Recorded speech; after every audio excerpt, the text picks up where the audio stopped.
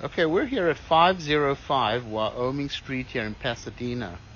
Now we're here to check the main sewer line. We obviously cannot check every pipe in the house.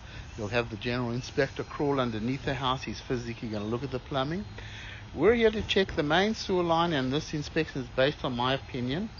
So we started off by running our camera from this 4-inch two-way clean out where the pipe exits the house, the main house in the front.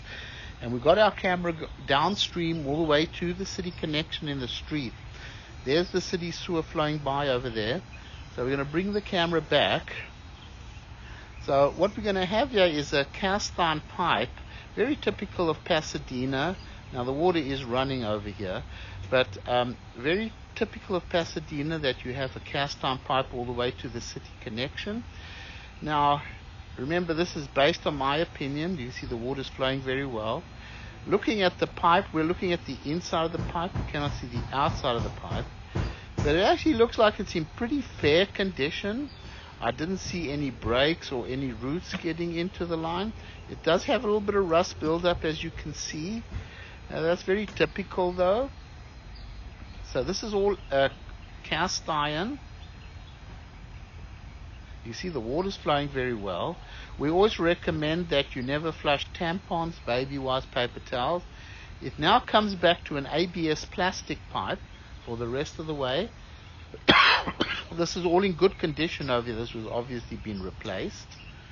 Now this all looks good. Now the thing is, with a cast iron pipe, typically it can last between 60 to 120 years. Sometimes, if you do have a blockage, you do have this clean out available that you can clean the line out. As long as you don't flush the items that I mentioned, you should be okay. And there's no reason why the cast iron shouldn't last for several years to come. Unless, of course, the general inspector tells you it's pretty bad under the house. This all ABS plastic looks nice and clean outside. We're going to come out of the clean out. I'm going to go ahead, pause the recording, and run the camera upstream into the house. All right, running the camera upstream. It's all ABS plastic, the main line. It's got a little bit of sludge in the line. Let's bring it back. But whatever we've been able to check underneath the house, you can see it's all ABS plastic, the main line. And that's all in good condition.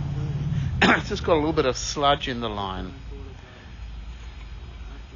But there, it's pretty clean though. It's not too bad. Or obviously you'll have the general inspector check that. We're going to pause the recording. We're going to go to the back house.